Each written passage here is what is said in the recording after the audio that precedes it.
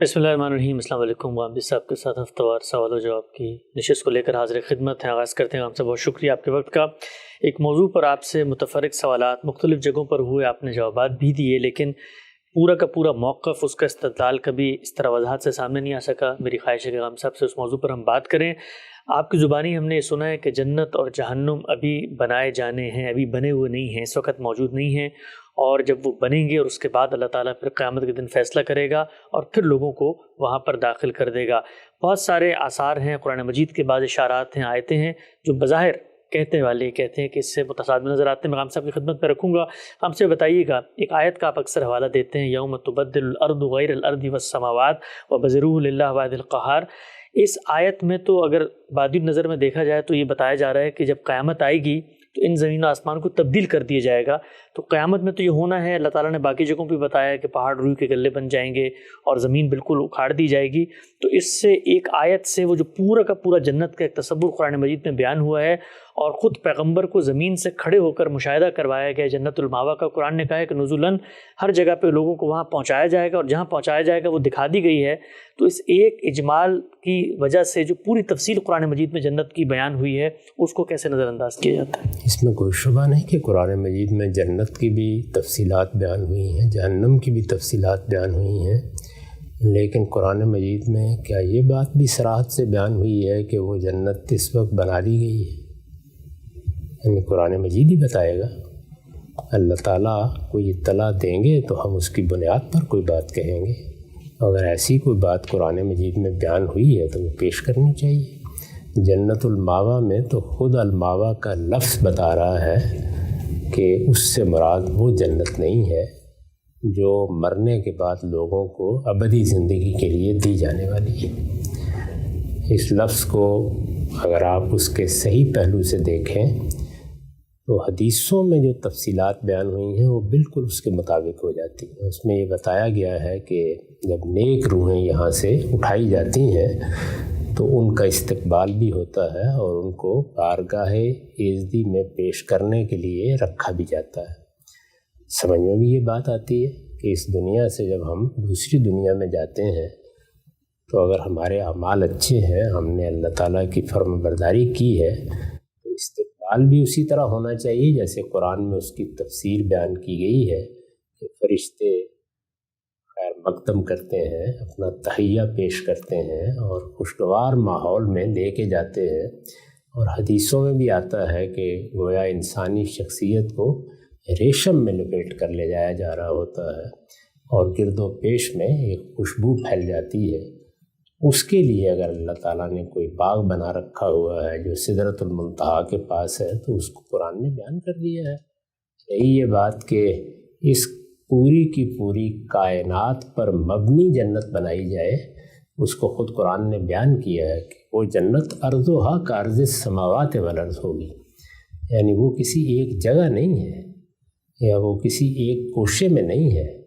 ये बताया गया है कि वो इस पूरी कायनात पर मबनी होगी।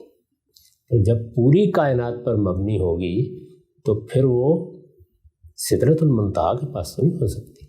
पूरी कायनात पर मबनी जन्नत के बारे में ये बताया जा रहा है कि वो उस वक्त बनेगी जिस वक्त कुरान ने कहा है कि यौम तुबद्दलुल अर्ज़ु गैरल अर्ज़ि वस्समावात। ये पूरी बात है। अगर इसके कोई नकीज़ आयत कुरान में मौजूद है या कोई बयान है तो उस पर गुफ्तगू की जा सकती है, वरना ये दोनों बातें अपनी जगह बिल्कुल अकली भी हैं और कुरान के बयानात के मुताबिक भी हैं कि इस वक्त भी अल्लाह के नेक बंदों के लिए कोई ऐसी जगह है कि जिसको अल्लाह ताला ने ख़ास तौर पर अपने नेक बंदों के लिए तैयार कर रखा है, जहाँ वो कुछ देर क़याम करते हैं फिर सुला दिए जाते हैं।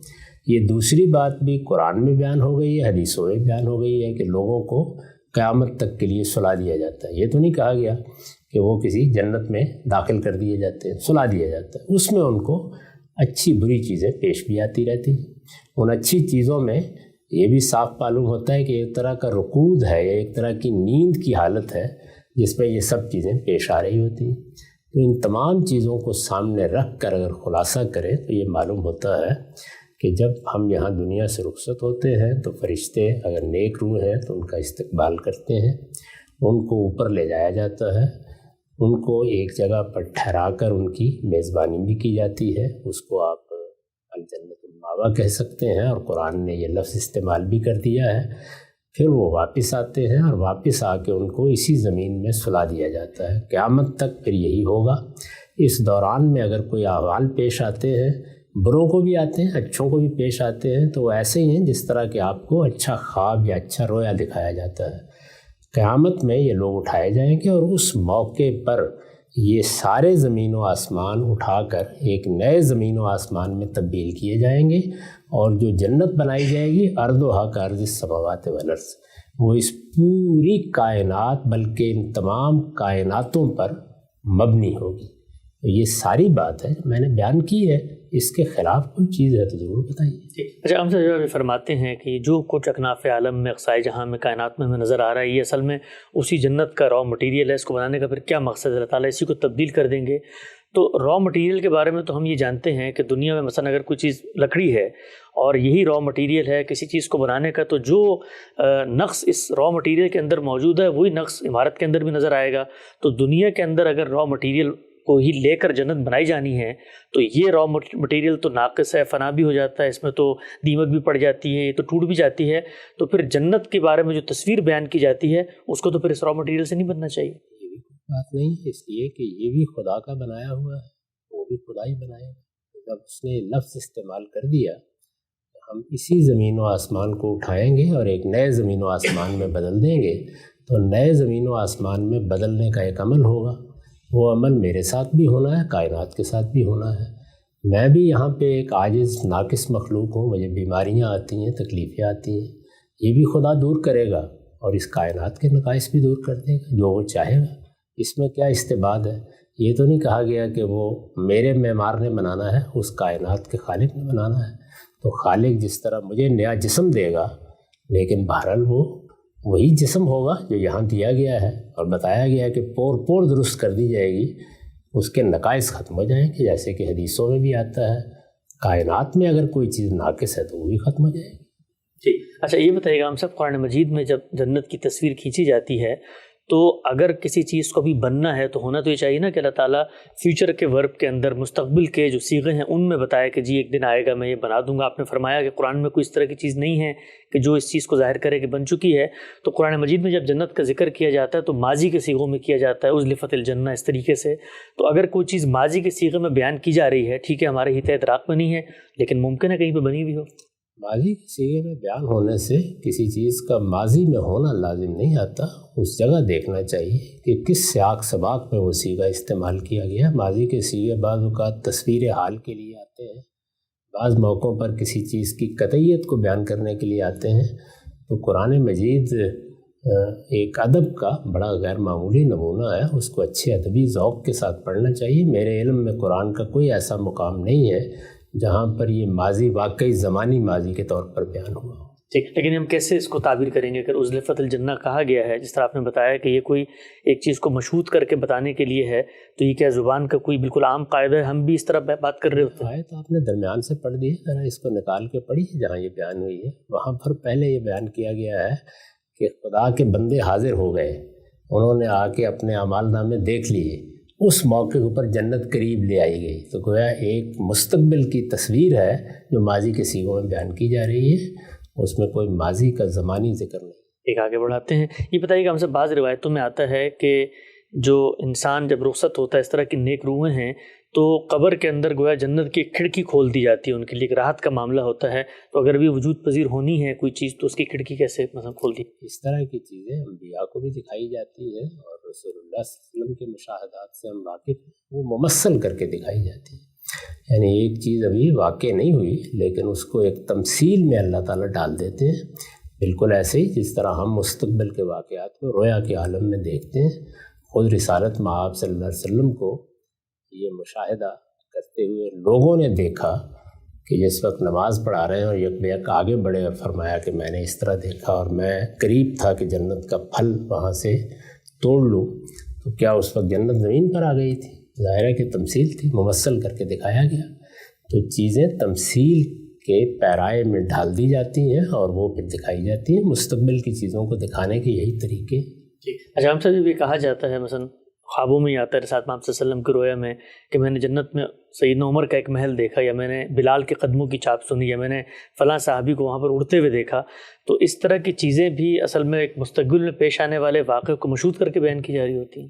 خود ان واقعاتی پر غور کر لیجیے، یعنی بلال کیا وہاں پہ فی الواقع تھے اور رسول اللہ سے پہلے جا کے وہاں چل رہے تھے. ایسا تو نہیں تھا نا. ظاہر ہے کہ رسالت میں آپ صلی اللہ علیہ وسلم کو یہ گویا مستقبل دکھایا گیا. اللہ تعالیٰ جب کسی چیز کا مستقبل دکھانا چاہتے ہیں تو اسی طرح اسے تمثیل میں ڈال دیتے ہیں. اس کو سمجھنا ہو تو سیدنا یوسف کے سامنے جو خواب بیان کیے گئے ان کو دیکھیے. وہاں مصر میں پیش آنے والے واقعات کو اسی طرح ایک تمثیل میں ڈال دیا گیا، اور پھر وہ بادشاہ نے دیکھے، وہ ایک نانپس نے دیکھے، وہ ایک ساکی نے دیکھے اور اس کی تعبیر کی. ایسے واقعات کی تعبیر کرنی چاہیے. پیغمبروں کو مستقبل کے واقعات اسی طرح ممثل کر کے دکھائے جاتے ہیں، بیداری کے عالم میں بھی اور نیند کی حالت میں. ٹھیک ہے جناب صاحب، آپ نے اگرچہ اس پہ تفصیلی بات کی ہے، لیکن چونکہ اس موضوع سے متعلق ہے تو اس کلپ میں یہ بات بھی آ جائے گی.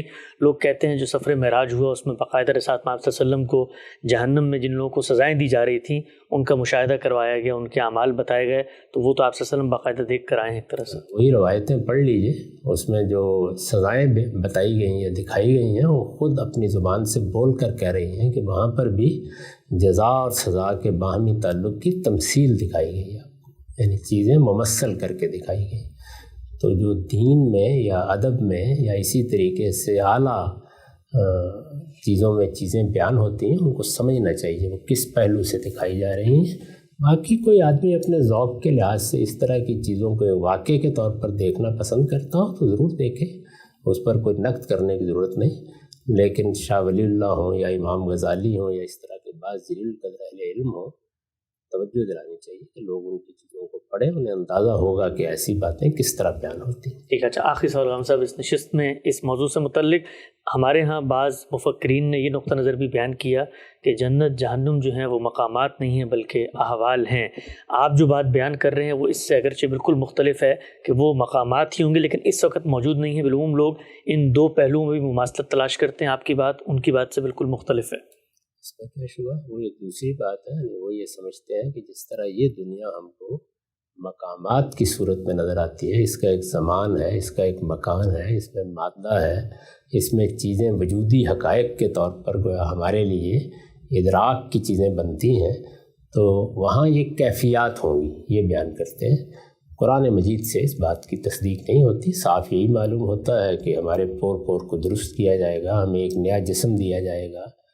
یہی دنیا جو ہمارے اس وقت سامنے موجود ہے، یہی کائنات ایک نئی کائنات میں بدلی جائے گی. پھر یہ بتایا گیا ہے کہ اس کی وسعتیں ہوں گی، وہ ایسی ہی ہوں گی جس طرح کے اس پوری کائنات کی وسعتیں ہیں.